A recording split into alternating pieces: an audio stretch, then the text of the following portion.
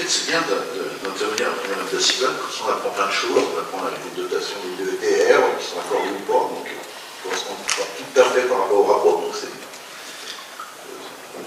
c'est dommage qu'on n'ait pas pu le savoir avant, ce qui était doté ou pas, ça aurait permis un éclairage un peu plus précis de ce BP, mais bon. Je prends bonne note de ces 720 000 qui était ma question sur les terrains immobilisation, donc qui revient le terrain des Glettes. Je m'interroge un peu quand même parce qu'il avait été inscrit en 2021, il était inscrit en 2022 en BP. Au 2022, il n'apparaît pas dans notre compte administratif, donc il n'est pas en report à nouveau. Donc on peut croire qu'on n'a pas accepté de le mettre en report à nouveau, sinon on inscrit la somme, report à nouveau l'année prochaine. Et là, de nouveau, on le remet. Donc c'est quand même la troisième année de suite où on remet ce terrain. Je dis ça parce que je vous ramène à la page 98 et 99 de ce budget. C'est des questions, je mets la question, je me demandais après. Qui sont les équilibres des opérations financières, qui sont en fait les équilibres en recettes par rapport à vos dépenses, hein, puisque pour couvrir les emprunts, il faut avoir ce qu'on appelle des fonds propres.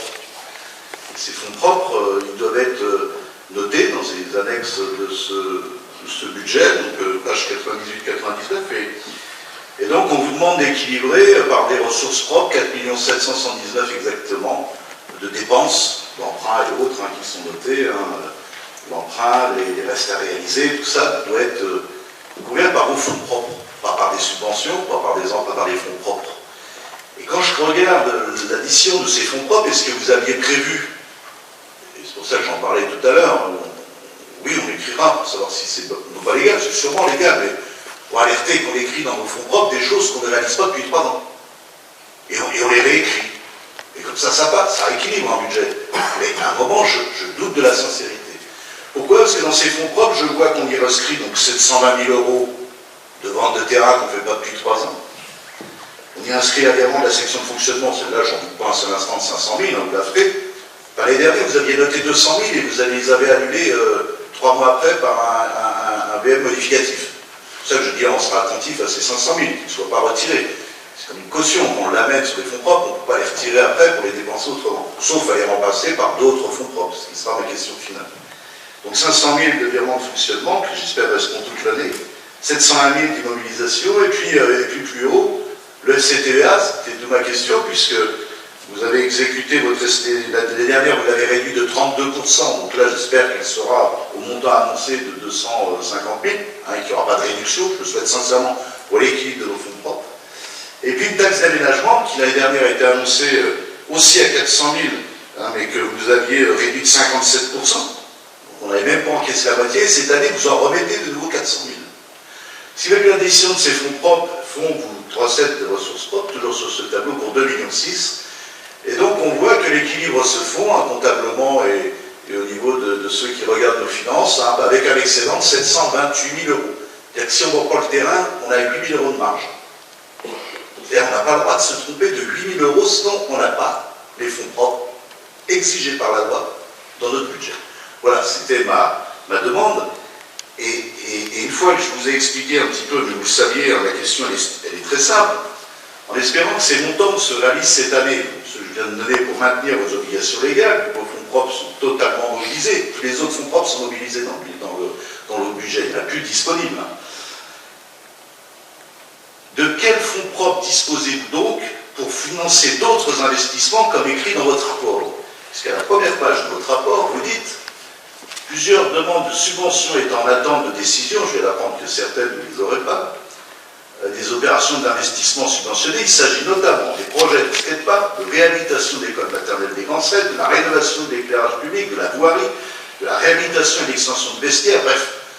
Vous faites une liste de dire si nous avons des subventions, et je vous souhaite, hein, pour la ville, je le souhaite d'ailleurs, nous pourrons faire ces travaux. Ces travaux, j'ai repris toutes les demandes que vous avez faites depuis différentes délibérations, hein, j'ai toute la liste, et je fais le total de ces demandes de travaux, il y en a pour 3 millions d'œufs. Enfin, dès que toute taxe, 3 millions hors taxe, ce sera plus simple. L'année dernière, votre taux de réalisation des subventions a été à peu près de 50%. Hein, des subventions que vous avez demandées sur les travaux, vous en avez eu 50%. C'est-à-dire que sur ces 3 millions de travaux demandés, et les subventions qui vont avec, vous aurez, j'espère, 1,5 million. Il faudra financer 1,5 million sur les travaux que vous nous avez laissé croire pour 3 millions. J'y reviendrai après dans le commentaire. Donc la question est simple. Quelle prévision vous avez d'avoir 1,5 million de fonds propres pour financer ces projets? Est-ce que vous avez une idée d'arbitrage sur les frais de fonctionnement qu'il faudra réduire pour pouvoir dégager de l'autofinancement sur la section investissement? Bref, est-ce que vous avez déjà, quelles sont les pistes que vous avez de réflexion aujourd'hui pour nous annoncer dans votre rapport, hein, parce que le rapport il est lu à voix haute, le public est là, il entend, et le public dit oh, s'il y a de l'argent, on va pouvoir faire ça. Donc la question est de dire, bah, s'ils ont bien écouté et entendu que vous allez pouvoir faire ça, donc la question c'est comment vous le financez, puisque vous n'avez plus de fonds propres. Voilà, c'était ma simple première question, et après je ferai mon commentaire final sur le budget, s'il répond si bien sur ma question. Je vous invite à développer tout votre argumentaire et on vous répondra à la monsieur. Oui, mais mon commentaire risque d'être complètement changé par rapport à la réponse. Si la réponse est satisfaisante, il changera mon commentaire.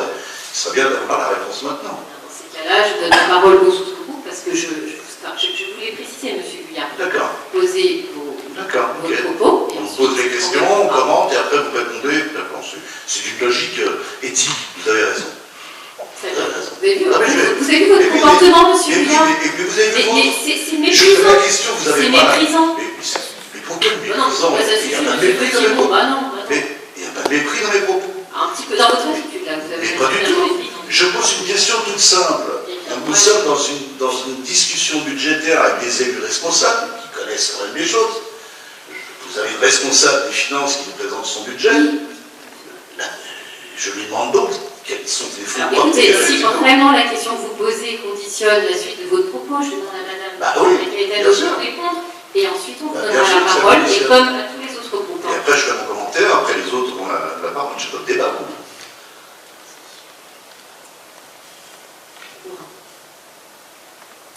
Donc concernant les fonds propres, effectivement, donc, nous allons dans tous les cas avoir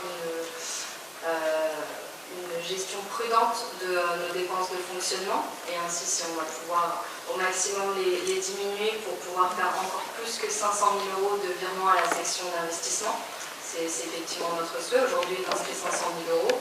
C'est plus que l'année dernière. Nous espérons également l'augmenter, et ça sera donc en lien avec notre gestion au niveau du fonctionnement. Les ventes aujourd'hui sont inscrites donc à hauteur de 720 000 €. Des promesses d'achat sont là. Je ne pense pas vous apprendre qu'aujourd'hui un emprunt est quand même assez compliqué à obtenir. C'est pour ça que ces promesses ont été, pour l'IVES, ont été remises à zéro, clairement. Enfin, voilà. C'est pas quelque chose de nouveau, c'est pas quelque chose qui n'appartient que à la ville de Saint-Fargeau-Montthierry ni aux personnes qui souhaitent acquérir aujourd'hui. Donc oui, effectivement. Et pour vous rassurer, la préfecture demande des promesses d'achat et nous pouvons leur transmettre. Donc ça, pas d'inquiétude pour les ventes. Après, effectivement, nous sommes en train de voir pour pouvoir augmenter au maximum les recettes d'investissement.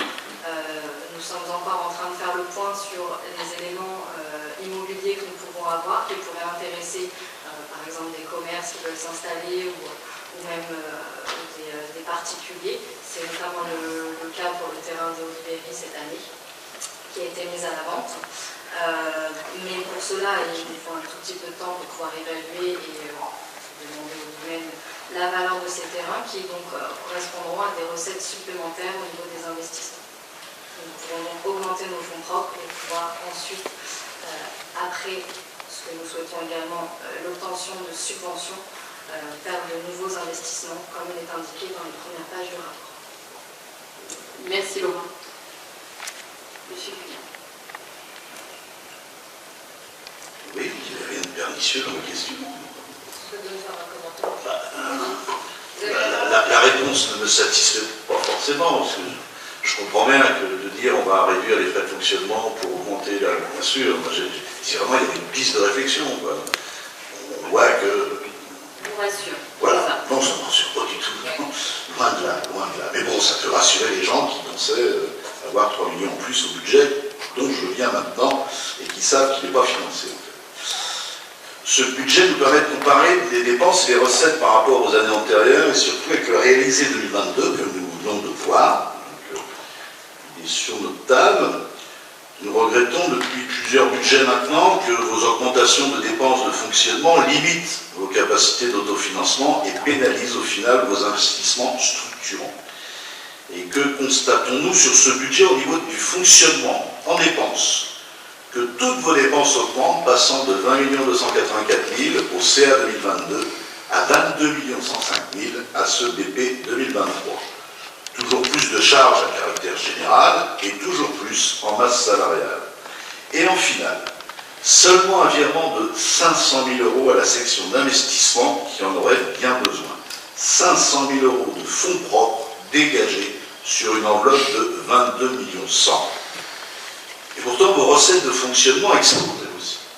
778 164 en plus, 778, on va arrêter les zéros, je peux y arriver. 778 000 en plus d'impôts et taxes. 389 000 de recettes supplémentaires des services à la population suite à vos augmentations des tarifs en 2022. Ce n'est plus une ponction pour les faire au comptant, c'est une vraie purge. Et malgré ces recettes d'impôts et de taxes supplémentaires, vous risquez de nous dire au CA 2023 qu'il vous manquait 600 000 pour payer le gaz, que vous estimez cette année à 400 000 de moins que le réel consommé en 2022.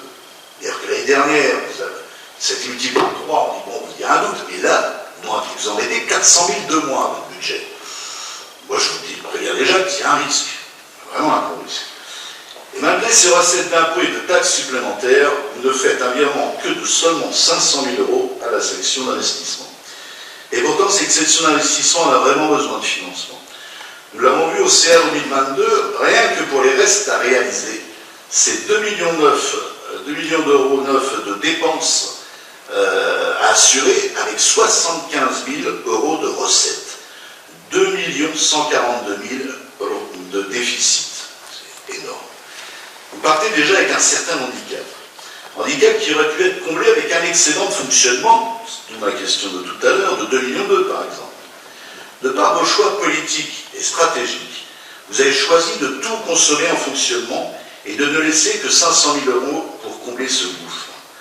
Vous avez choisi de dépenser nos recettes de fonctionnement dans des locations annexes de mairie et de police. Vous avez choisi de dépenser nos recettes de fonctionnement dans une explosion de votre masse salariale. Vous avez choisi de dépenser nos recettes de fonctionnement dans la création d'un service de pompe funèbre municipal. Ce déficit est donc de votre responsabilité. Comme il est écrit, le contexte économique particulièrement difficile, tant pour les citoyens que pour les collectivités locales, comme vous l'écrivez si bien dans votre note de synthèse, n'y est pour rien.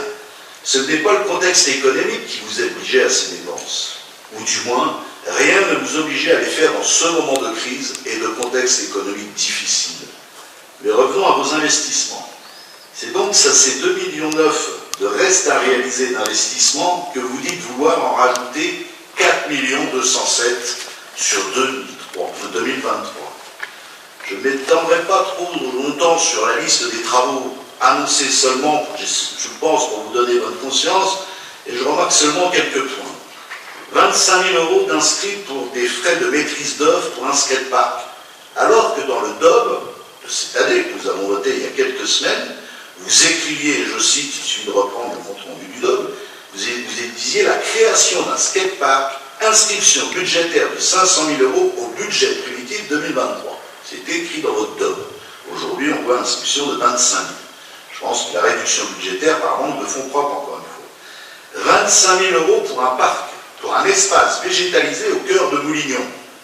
Là encore, nous sommes très loin des promesses faites aux responsables bénévoles de ce dossier, mais ils en tireront eux-mêmes les conséquences. 36 000 € de porte automatique du marché couvert, dont je pense au magnifique projet qu'il y avait. Et ces 36 000 € on va les faire sur 2 exercices, 2023 et 2024. Franchement, il y a vraiment de quoi en sourire. 2 exercices pour dépenser 36 000 € pour des portes automatiques. Et enfin, 25 000 € pour la poursuite des études Porte de Seine et PLU, alors que vous n'avez même pas pu dépenser les 173 000 € inscrits en 2022 et qui sont en reste à réaliser. Avec votre emprunt à rembourser de 1,8 million, aux immobilisations à 2,3 millions et autres dépenses diverses, c'est un total de 9,3 millions d'euros de dépenses d'investissement que vous inscrivez à ce budget, dont 7,1 millions d'investissements d'équipement. Franchement, où est la sincérité de ce budget? Et là encore, vous laissez croire aux élus que nous sommes que vous pourriez rajouter 3 millions d'euros supplémentaires en cours d'année si la pêche aux subventions est bonne. En 2021, vous nous annonciez 5,5 millions d'euros d'investissement. Vous en avez réalisé 3 millions, soit 55% de vos prévisions. En 2022, vous en avez rajouté 570 000 et vous nous annonciez 6,1 millions d'investissements d'équipement. Vous en avez réalisé 1,8 million, soit 31% de vos prévisions. En 2023, vous en rajoutez 1 million d'euros et vous nous annoncez 7,1 millions d'investissements d'équipement. Vous serez en capacité financière d'en réaliser combien? Pas la peine de laisser croire que vous pourriez en rajouter 3 millions. À force d'annoncer de ne pas réaliser, le reste à réaliser justement augmente d'année en année. Mais vous n'arriverez jamais à y mettre les recettes en face tant que vous dégagerez si peu de la section de fonctionnement, ou alors il va falloir en trouver des terrains à vendre dans la ville pour équilibrer tout ça, mais je vois que c'est une piste de réflexion que vous avez mis tout à l'heure. 500 000 euros de fonds dégagés sur une enveloppe de 22 millions 100 pour ce VP 2023. Ou alors vous annulerez vos crédits de dépenses, vous annulerez vos projets en catimini d'un compte administratif. Qu'est-ce qu'on voit dans ce CA 2021, dans ce CA 2022? Vous avez annulé 357,5 de crédits de dépenses d'investissement en 2021. Vous en avez annulé 1,2 million cette année 2022. Combien allez-vous en annuler en 2023? Mais encore une fois, les promesses n'engagent que ceux qui les écoutent. En conclusion, rien n'est prévu dans ce VP pour accompagner les ménages dans ces périodes difficiles par une baisse du taux des impôts, par exemple. C'est pour ça que nous avons voté contre tout à l'heure ce taux d'imposition. Nous aurions pu baisser pour accompagner les ménages. Rien sur un réel plan de relance et de soutien aux entreprises et aux commerçants. Rien sur l'accompagnement à la transition énergétique. Et nous doutons très sincèrement de la sincérité de ce budget 2023 présenté ce soir aux élus. Pour toutes ces raisons, nous voterons contre l'ensemble des BP proposés à cette Assemblée et notre groupe demandera encore un vote à bulletin secret, au moins pour le budget vide. Merci.